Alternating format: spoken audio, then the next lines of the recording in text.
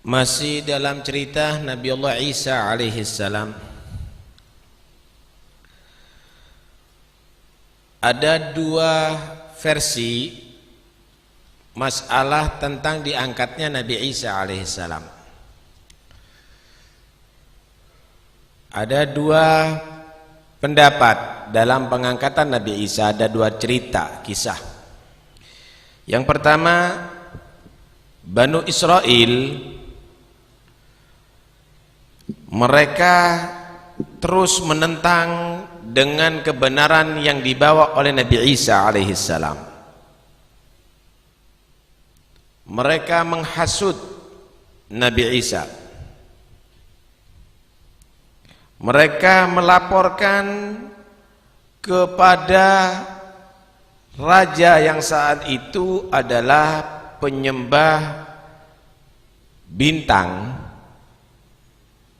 bahwa Nabi Isa ini adalah tukang sihir yang hebat.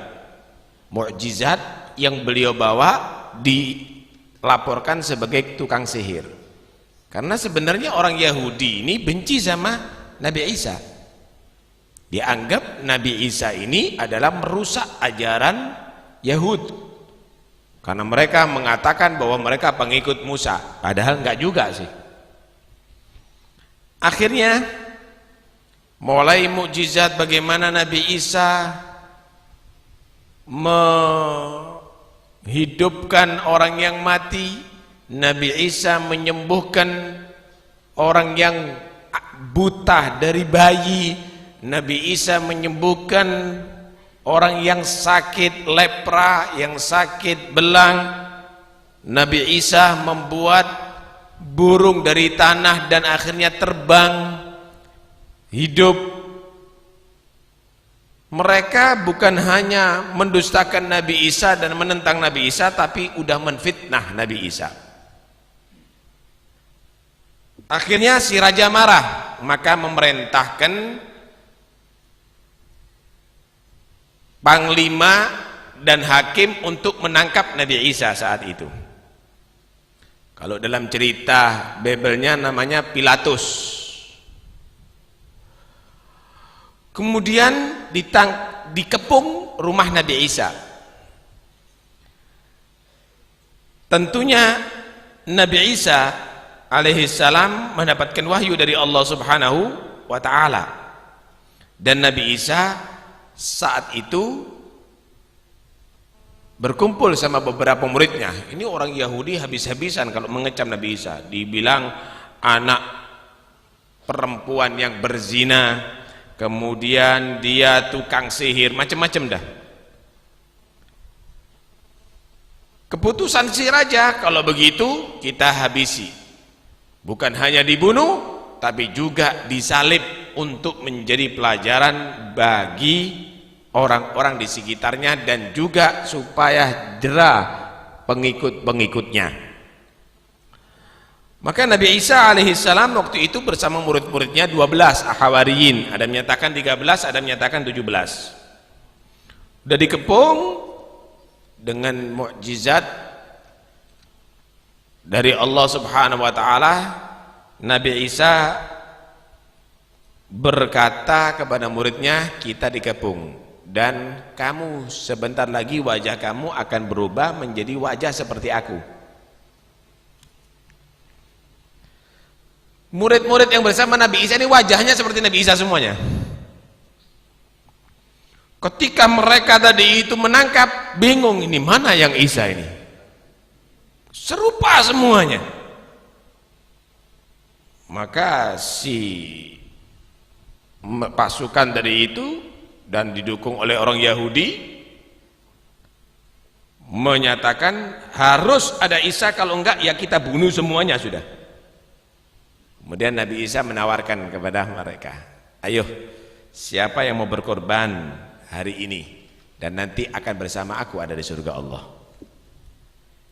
Maka di antara mereka ada yang paling mudah, namanya Sarjis. Di antara murid Nabi Isa itu ada yang paling muda namanya Sarjis.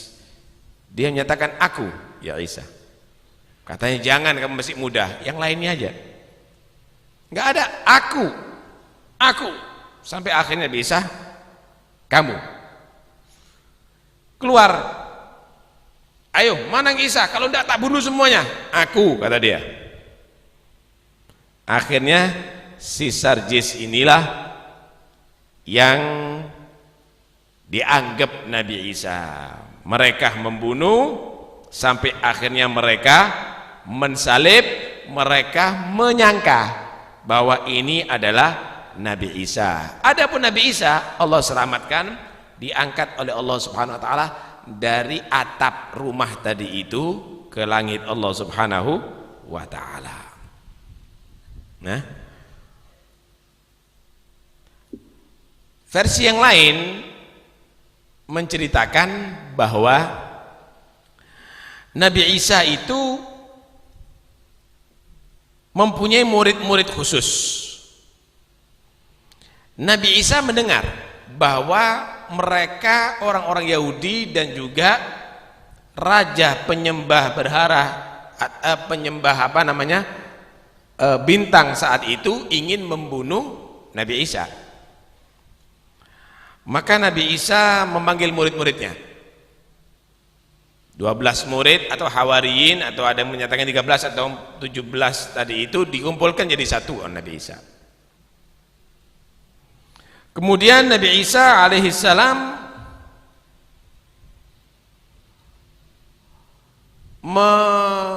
menatar muridnya, ya, menatar muridnya, membekali kepada muridnya, ngajari satu adab yang luar biasa. Siapa yang menolak yang aku lakukan saat ini, aku tidak anggap jadi muridku. Nabi Isa membuatkan makanan yang bagus, yang nikmat, yang lezat saat itu. Aneh Nabi Isa, muridnya semuanya dicuci tangannya, kemudian dikasih makan mereka semuanya. Mereka keberatan, jangan ada yang menolak yang aku berbuat. Kemudian sampai akhirnya setelah makan dicucikan tangannya, kemudian diserbeti sama pakaiannya Nabi Isa, tangan-tangan mereka. Setelah mereka semuanya dia malu begitu, nyatakan, dengarkan baik-baik, kata Nabi Isa alaihissalam, kamu melihat bagaimana yang aku lakukan saat ini, khidmat kepada kamu, melayani kamu, benar. Contohlah yang aku lakukan ini. Aku adalah guru kamu, aku khairukum, aku Nabi Allah Subhanahu wa taala, tapi aku siap khidmat kepada kamu. Karena itu jangan sampai di antara kamu ada yang merasa hebat dan tidak mau khidmat kepada saudaranya. Aku Nabi Isa, aku gurunya kamu, khidmat kepada kamu padahal kamu adalah muridku. Contohlah ini. Kemudian Nabi Isa menyatakan, dengarkan baik-baik, aku minta tolong sekarang. Sekarang ini akan direncanakan pembunuhan terhadap aku. Malam ini saya minta semuanya mohon kepada Allah, meningkatkan ibadah kepada Allah untuk supaya Allah berikan aku panjang umur dan selamat. Mereka menyatakan siap. Mereka siap, mereka jangan tidur biasanya. Subhanallah, malam itu tidur, mereka ketiduran. Sampai yang bangunkan Nabi Isa, loh, subhanallah, saya minta kamu ini malam ini serius doakan kamu. Nabi Isa, kata dia, kata mereka, kami ini jarang tidur kalau malam. Nggak tahu kok kami ini tidur semuanya malam ini. Ini tidak pernah kami lakukan, terjadi pada diri kami, kata mereka.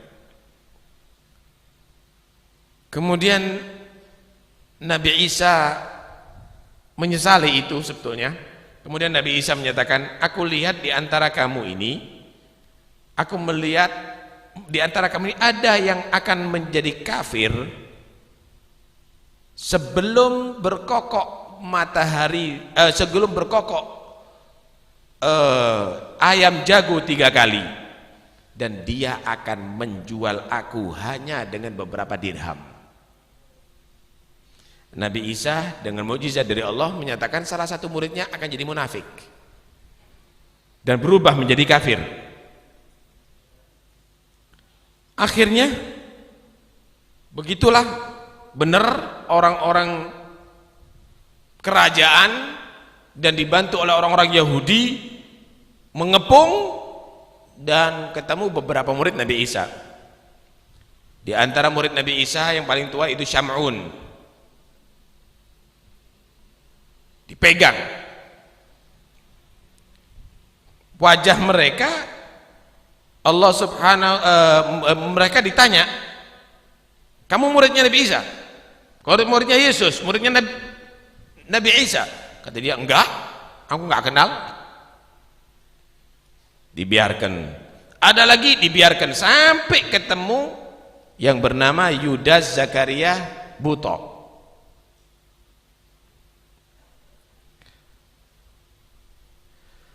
Yudas ini ketika ditangkap, dia menyatakan, iya ke muridnya, mau apa kamu? Mana Yesus? Kalau aku tunjukkan, kasih berapa? 30 dirham. Mana duitnya? Beneran apa yang dikatakan Nabi Isa, akan terjadi kekufuran pada salah satu muridku yang ada ini, dan dia akan menjual aku. Kemudian dibayar, ayo tunjukkan, ikut sama aku. Ada di tempat persembunyiannya Nabi Isa, masuk ke situ. Nanti yang keluar itu tangkap kalau Isa. Siap, kata dia. Dilihat, tidak ada Nabi Isa. Nabi Isa sudah diangkat oleh Allah Subhanahu wa ta'ala. Si Yudas ini keluar dari tempat persembunyian itu, Allah rupakan wajahnya mirip dengan Nabi Isa. Akhirnya mereka menangkap. Kamu Isa? Loh, bukan, aku Yudas. Enggak gini rupanya. Sampai akhirnya disalib, dan menjadi satu siksaan yang ada di sana itu disalib. Nah, kemudian dikasih duri kepalanya.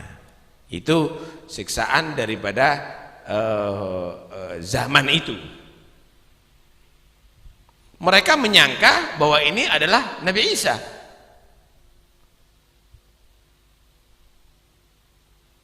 Kemudian disalib. Cuma yang dilihat ada keanehan, wajahnya Nabi Isa. Cuma dari tegapnya badannya, kurus badannya, enggak seperti Nabi Isa. Wajah Nabi Isa, tapi jasad orang lain. Duh, ini wajahnya Isa, tapi jasad enggak. Karena memang Allah serupakan. Bukan itu Nabi Isa, Allah angkat Nabi Isa. Dan yang aneh, mereka bingung, kalau ini Isa, mana teman kita yang tadi menunjukkan? Enggak keluar-keluar, masuk ke dalam enggak ada. Mana teman kita? Dia enggak yakin karena bentuk tubuhnya bukan bentuk tubuh Nabi Isa, tapi wajahnya wajah seperti Nabi Isa. Karena itu Allah Subhanahu wa ta'ala menyatakan wa ma qataluhu yaqina, mereka itu tidak membunuh Nabi Isa dengan yakin. Ada keraguan ada di situ. Terjadilah di saat itu ada 3 kelompok daripada orang-orang yang dahulu percaya dengan Nabi Isa. Kelompok pertama, mereka menyatakan bahwa Isa itu Yesus Tuhan yang bersama kita. Kemudian Tuhan yang bersama kita itu naik ke langit. Mereka disebut kelompok pengikut Ya'gubiyah. Yang kedua, Isa itu atau Yesus anak Tuhan yang bersama kita. Kemudian Bapak Tuhan mengangkat dia kembali ke surga. Ini kelompok adalah Nasturiyah. Yang ketiga, Isa itu adalah hamba Allah dan Rasul Allah yang diangkat oleh Allah Subhanahu wa taala ke langit. Dan ini muslimun.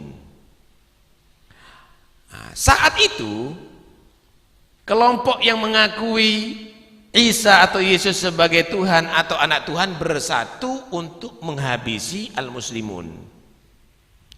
Dan akhirnya semakin kurang yang al-muslimun ini, sampai diutuslah Nabi Muhammad yang mendatangkan kebenaran tentang masalah Isa alaihissalam.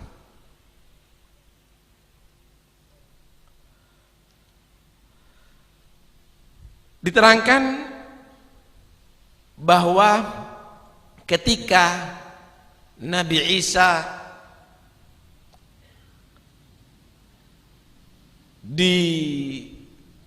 diserupakan tadi itu, dan orang yang serupa tadi itu adalah disalib, yang serupa dengan Nabi Isa tadi itu, ibu Nabi Isa ini khawatir anaknya ini adalah kurban. Dia luar biasa menangis. Demikian juga murid-muridnya. Maka Allah izinkan untuk Nabi Isa turun demi menenangkan ibunya, dan juga bertemu dengan murid-muridnya, serta menjadikan murid-muridnya tadi itu untuk menjadi dai, mengajak manusia kembali kepada ajaran Allah Subhanahu wa ta'ala.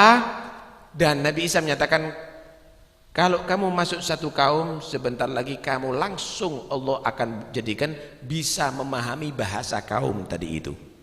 12 murid Nabi Isa menyebarkan ajaran Nabi Isa tadi itu dengan bahasa kaum yang ia datangi tanpa belajar. Tanpa belajar. Subhanallah. Hal ini dikutip dalam Al-Quran, dalam surat Al-Imran, wa makaru wa makarallah wallahu khairul makirin. Orang-orang kafir Bani Israel, mereka mau berbuat tipu daya. Mereka mau berbuat tipu daya untuk pembunuhan Nabi Isa. Wa makarallah, maka Allah Subhanahu wa ta'ala menjadikan mereka tertipu dengan diri mereka sendiri. Kenapa? Karena Allah Subhanahu wa ta'ala menyerupakan satu sosok yang mirip dengan Nabi Isa yang mereka bunuh. Wallahu khairul makirin. Sesungguhnya Allah Subhanahu wa ta'ala adalah sebaik-baik yang membuat strategi, membuat kejadian-kejadian itu sehingga manusia terperdaya. Idh qala Allah ya Isa, ketika Allah Subhanahu wa ta'ala berkata kepada Nabi Isa, inni mutawaffik, aku wahai Isa menjadikan kamu tidak sadar. Gobiduk, aku cabut kamu, artinya kamu tidak sadar, ditidurkan oleh Allah Nabi Isa. Wa rafi'uka ilayya, dan aku mengangkat kamu wahai Isa dari dunia tanpa melalui kematian, diangkat oleh Allah ke langit. Wa mutahhiruka minal ladina kafaru, dan aku menjauhkan kamu daripada rencana jahat orang-orang yang kafir.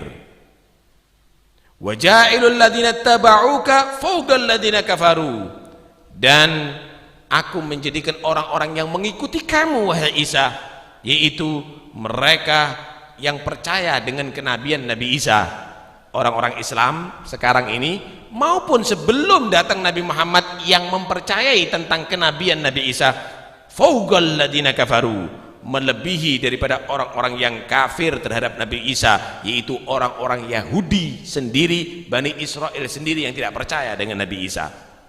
Ila yaumil qiyamah, itu sampai nanti di hari kiamat mereka lebih unggul, lebih jaya daripada orang Yahudi. Thumma ilayya marji'ukum fa ahkumu bainakum fima kuntum fihi takhtalifun. Kemudian kamu semuanya akan kembali kepada aku Allah, aku yang Allah menghukum di antara kamu apa yang kamu perdebatkan. Dalam ayat yang lain Allah Subhanahu wa ta'ala berfirman, wa bikufrihim wa qaulihim ala Maryam buhtanan azima. Kekufuran mereka terhadap Nabi Isa dan juga tuduhan, ucapan mereka yang tidak senonoh kepada Siti Maryam, kebohongan yang luar biasa. Mereka tuduh bahwa Siti Maryam itu berzina sehingga lahirlah Nabi Isa. Ini orang Yahudi yang menuduh itu. Wa qaulihim inna qatalna Masih ibn Isa bin Maryam, dan mereka bangga dengan menyatakan kami sudah bunuh Isa bin Maryam. Dah nggak ada lagi yang akan mengganggu Yahudi.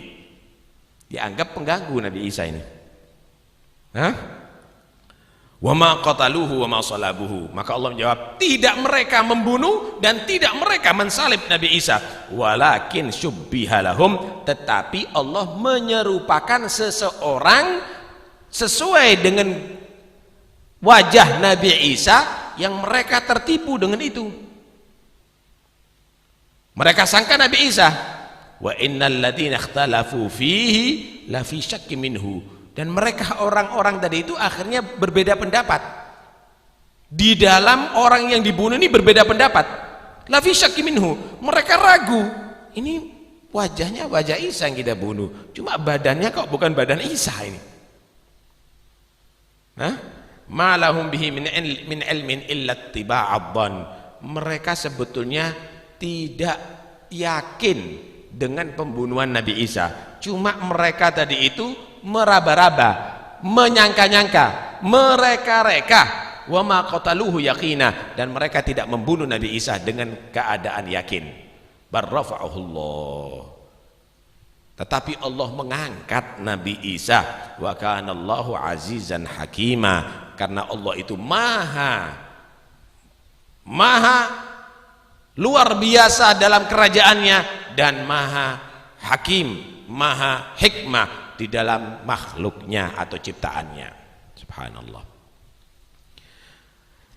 Hadirin sekalian rahmatillah Allah, ini cerita sebenarnya kalau kita mau membedah daripada kitab-kitabnya mereka, tidak ada yang bertentangan.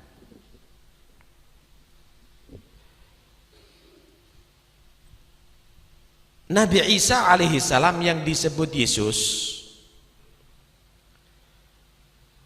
benar-benar diangkat oleh Allah. Jadi bukan mati kemudian dibangkitkan dari kematian. Kalau mereka menyatakan tidak, yang dibunuh itu adalah Yesus, kemudian Yesus itu bangun lagi daripada kematiannya, hidup lagi daripada kematiannya. Karena itu mereka menyatakan Yesus telah mengalahkan kematian. Kita buktikan bahwa Nabi Isa itu adalah tidak mati.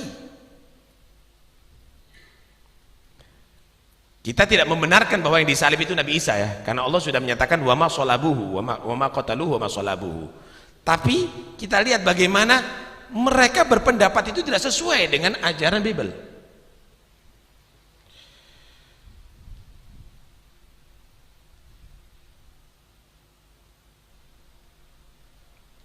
Dalam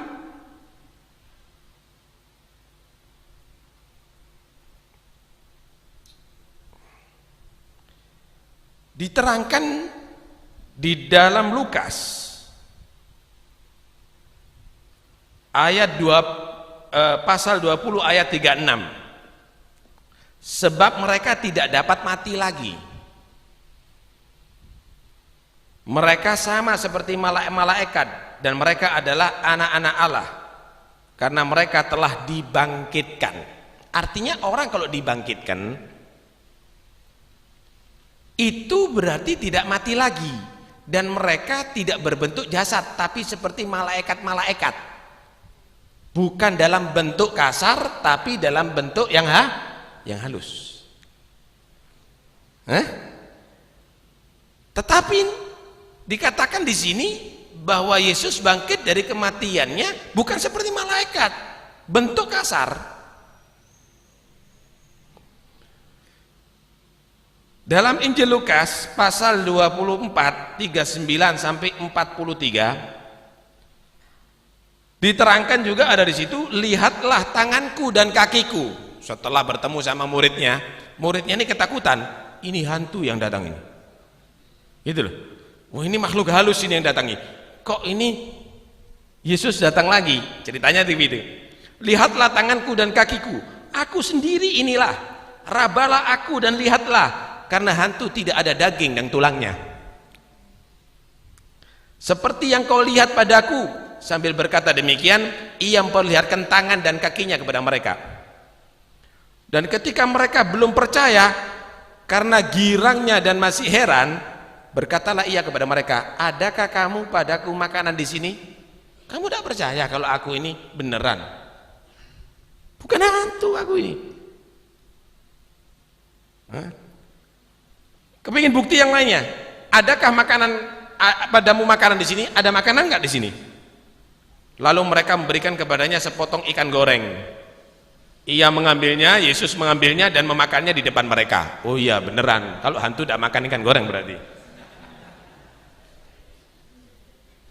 Lah. Artinya mereka benar-benar ragu bahwa yang dibunuh itu adalah Yesus. Mereka tidak yakin, dari yang ada sekarang ini pun tidak ada yakin, karena ayatnya bertentangan. Dalam Lukas yang tadi itu dinyatakan bahwa manusia itu kalau bangkit dari kematiannya bentuknya seperti malaikat, bukan dalam bentuk kasar tapi dalam bentuk halus. Tapi ada di sini mereka menyatakan Yesus bangkit dari kematiannya bentuknya kasar, ada tulang, ada daging, makan ikan goreng lagi. Ini adalah satu bukti bahwa in yattabi'una illa dhon. Mereka itu hanya bukan wa ma qatalu yakina, mereka tidak yakin membunuh Nabi Isa, tapi mereka tadi itu hanya mereka-reka. Kita enggak, kalau kita Al-Qur'an sudah jelas menyatakan bukan Nabi Isa. Yang dibunuh, yang disalib bukan Nabi Isa, tapi mereka tadi itu membunuh orang lain. Ada menyatakan itu yang dibunuh adalah murid yang pengkhianat yang bernama Yudas Zakaria Butoh. Ada yang menyatakan bahwa itu adalah Yarjis, murid soleh yang siap dia tadi itu berkorban asal Nabi Isa selamat. Tapi yang jelas bukan Nabi Isa, itu sudah jelas dalam Al-Quran menyatakan wa ma qataluhu ma salabuhu. Mereka menyatakan itu adalah Isa atau Yesus, paham ya? Ternyata dalam kitabnya sendiri membantah, saudara. Mereka dalam kitabnya sendiri membantah. Subhanallah, alhamdulillah kita jadi orang mukmin. Syekh, Nabi Muhammad itu bukan orang yang mempelajari sejarah. Tapi bagaimana Nabi Muhammad bisa membawakan sejarah dan yang otentik, yang asli, yang sudah dikacaukan, yang sudah dirancuhkan oleh mereka semuanya. Dari cerita ini bisa diambil beberapa faedah, beberapa poin. Pertama, jangan ada sedikit pun yang meragukan dengan cerita yang di dalam Al-Quran. Apapun yang ditulis oleh manusia yang bertentangan dengan Al-Quranul Karim, saksikan dan yakini bahwa itu adalah kebohongan. Kebenaran itu adalah yang ada di dalam Al-Quran.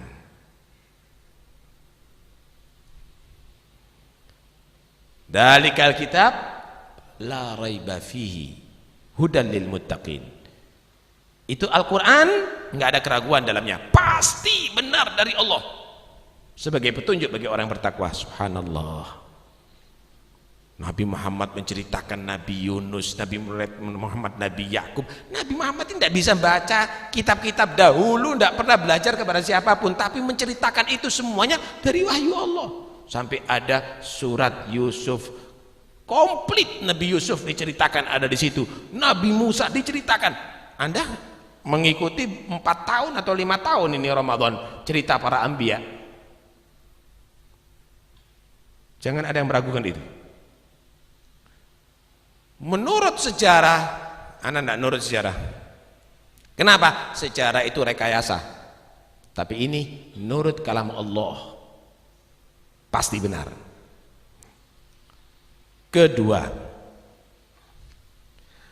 Nabi Isa manusia pilihan Allah, wajib kita mengagungkan. Tapi tidak boleh kita menyamakan Nabi Isa sama dengan Tuhan, atau sebagai anak Tuhan, atau separuh Tuhan. Nggak ada.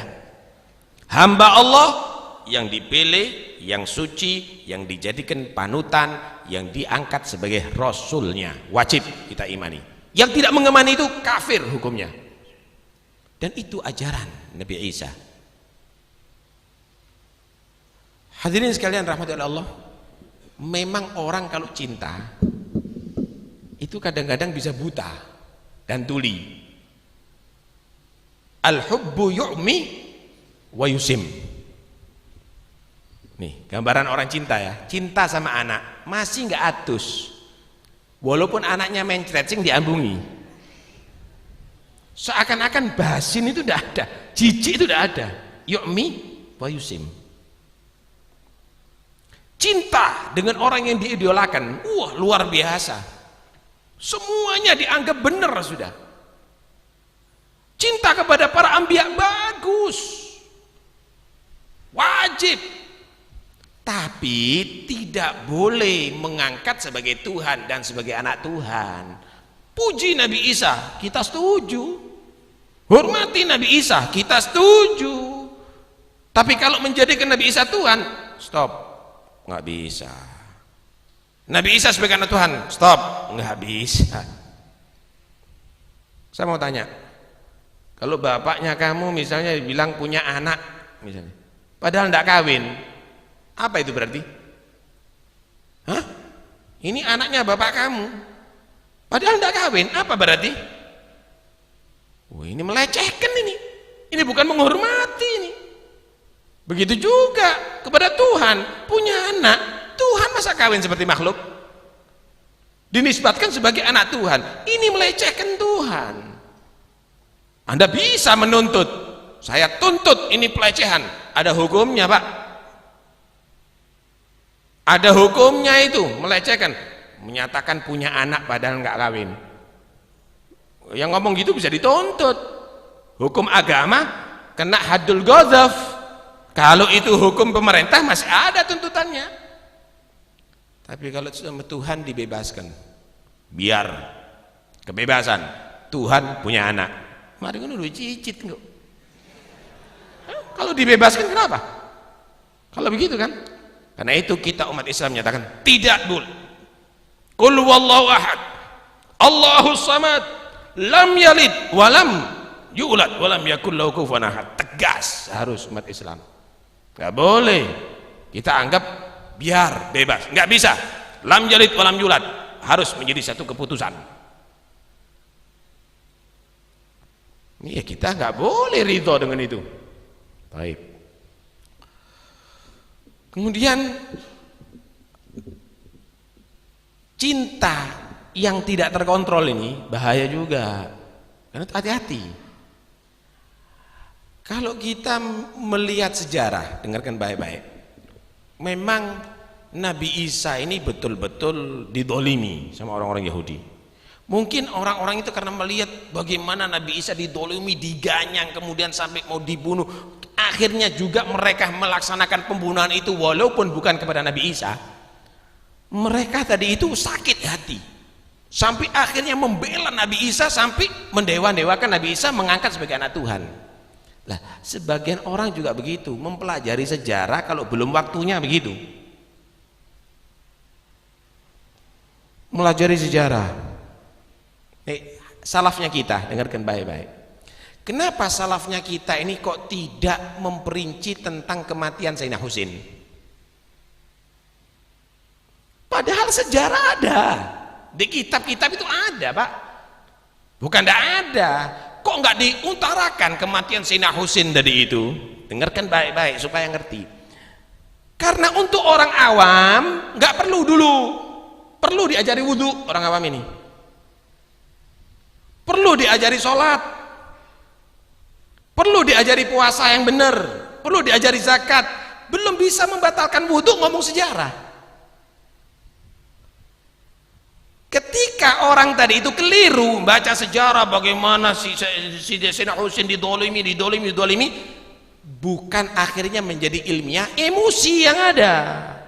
Ketika emosi yang ada, udah semuanya dianggap musuhnya Sayyidina Husain. Sayyidina Abu Bakar dianggap musuh Sayyidina Husain. Sayyidina Umar dianggap musuh, Sayyidina Utsman dianggap musuh, para sahabat dianggap musuh. Loh, ini loh, kalau orang nggak ngompliti ilmunya dulu, karena itu jangan melompat, belajar wudhu dimi, belajar sholat dulu, belajar halal haram dulu, baru nanti kita ajari itu. Bukan nggak tahu sejarah, ta'al. Kita paham sejarah itu, kita baca kitab itu, cuma ente belum waktunya. Ditanyai tentang sifat Allah 20 masih bingung. Ditanyai tentang nabi-nabi 25 bingung. Sifat jaiz Allah bingung. Kemudian mengungkapkan rasa cinta tapi dengan emosi. Jadinya begini. Itulah yang terjadi pada orang-orang Nasoro. Cinta dengan emosi akhirnya mengangkat Nabi Isa sebagai anak Tuhan. Akhirnya mengangkat Nabi Isa sebagai Tuhan. Lah, ini yang tidak benar. Karena itu hati-hati. Jangan menjadi orang pecinta yang seperti orang Nasoro. Jangan juga menjadi pembenci seperti orang Yahudi, habis-habisan sampai nabinya dibohongi, nabinya dibunuh. Jadilah orang yang muslim, yang ada aturan, ada tata krama kepada para anbiya, tapi tidak sampai menisbatkan kepada ketuhanan. Allahu Akbar. Panjang sekali sebetulnya yang bisa akan kita terangkan daripada kejadian ini. Cuma yang jelas kita semuanya alhamdulillah jadi orang yang mukmin, jaga iman itu semuanya. Dan acara ini selain acara khatmul Quran, juga acara haul daripada Ashabu Badr. Karena pada malam 17 ini saudara, dahulu terjadi peperangan Badar. Pada tanggal 17 Ramadan terjadi peperangan Badar. Dan tepat sekarang kalau kita nyatakan ini adalah haul Ashabu Badar. Mereka adalah pejuang-pejuang Islam. Mereka adalah yang mengangkat pertama kejayaan Islam. Sampai Rasulullah habis-habisan dah waktu itu. Saat itu seriusnya Nabi berdoa sampai serbannya jatuh. Jadi luar biasa Nabi berdoa sampai Sayyidina Abu Bakar ngeredam, ya Rasul cukup ya Rasul cukup. Allah menerima doa Anda ya Rasul. Sampai Nabi menyatakan Allahumma intuhlik hadhil isabah lan tu'bad ba'dal yawm. Ya Allah, kalau pasukan kami ini kalah sekarang, maka Engkau tidak dikenal lagi nanti ada di bumi ini ya Allah, tidak diibadai lagi. Karena Nabi sudah siap, sampai mati pun Nabi siap saat itu. Rasulullah sendiri yang memimpin saudara saat itu. Tapi akhirnya dengan bantuan Allah subhanallah, Allah subhanahu wa ta'ala jadikan kaum muslimin menang, dan itu kejayaan Islam pertama. Karena itu patut sekali Ashabu Badr untuk kita kenang. Dan sekarang malam 17 Ramadan ini, malam 17 Ramadan ini juga ulama menyatakan nuzulul Quran, turunnya Al-Quran dari Lauhul Mahfuz ke Baitul Izzah. Nuzulul Quran, karena itu pantas sekali untuk diagungkan, karena tidak ada yang lebih hebat daripada Al-Quranul Karim saudara. Tidak ada yang lebih istimewa. Dengan turunnya Al-Quranul Karim, maka kita menjadi orang-orang yang bisa mengikuti petunjuk Allah Subhanahu wa ta'ala. Malam 17 ini tepat jam 12 malam adalah proklamasi kemerdekaan Indonesia. Kalau yang dikenal 17 Agustus itu tanggal umum. Tapi kalau pakai Hijriyah, malam 17 Ramadan ini adalah malam proklamasi kemerdekaan. Kurang 1 jam lagi. Karena itu patut kita doakan orang-orang yang mati membela bangsa dan negara Indonesia ini dari penjajahan kufar Belanda, daripada penjajahan kufar Jepang. Mereka patut kita doakan untuk mendapatkan kenikmatan dari Allah Subhanahu wa ta'ala.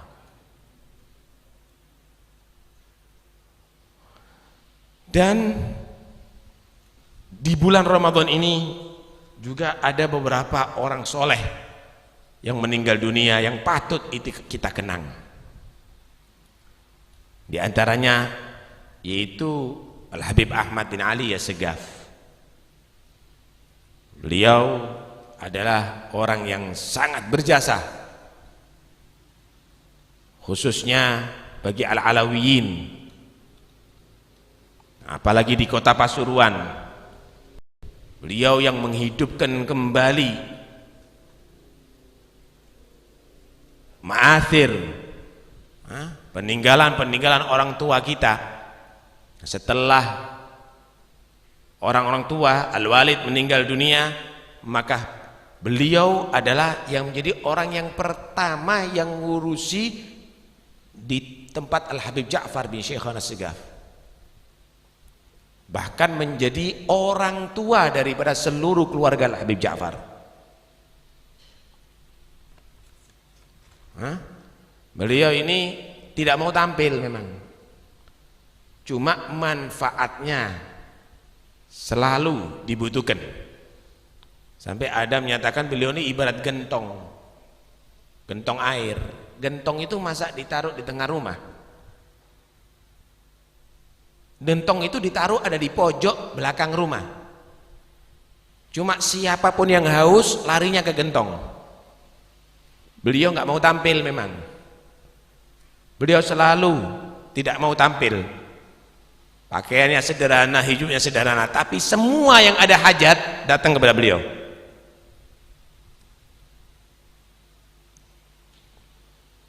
Patut beliau untuk kita kenang. Juga Al-Habib Muhammad bin Alwi bin Abbas Al-Maliki meninggal juga di bulan suci Ramadan ini. Beliau adalah imam ahli sunnah wal jamaah, luar biasa, turunan orang yang soleh, bin soleh, bin soleh, bin soleh, turunan orang yang alim, bin alim, bin alim, bin alim, turunan orang yang wali, bin wali, bin wali, bin wali, sampai Rasulullah. Dakwah beliau dengan lisan, dakwah beliau dengan aglam, dengan penanya, ratusan kitab karangan beliau. Dakwah beliau dengan harta, muridnya itu dibiayai. Dan tidak sedikit, bahkan setelah mereka pulang pun, kawin pun tetap dibiayai. Soro pak gitu itu. Kalau dakwah bil lisan banyak, tapi nyari amplop. Tapi beliau itu masih kemana-mana bagi duit itu Habib. Sehingga Masya Allah ilmunya sangat manfaat. Juga Al-Habib Muhammad bin Hud Assegaf, ayah daripada mertua Habib Hasan. Kehidupannya sederhana, tapi beliau tidak menyia-nyiakan orang yang soleh. Khidmat mulai bersama ayahnya di Al-Habib Abu Bakar bin Muhammad Assegaf. Beliau catat bagaimana kalam-kalamnya Habib Abu Bakar, terus sampai Di akhir Habib Soleh Tanggul, catat. Akhirnya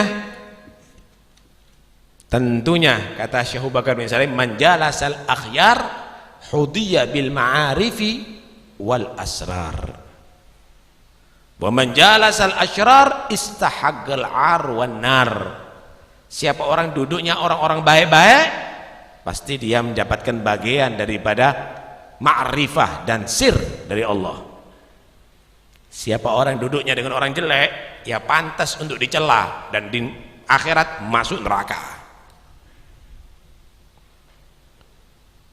Karena itu malam hari ini insyaallah malam yang penuh berkah.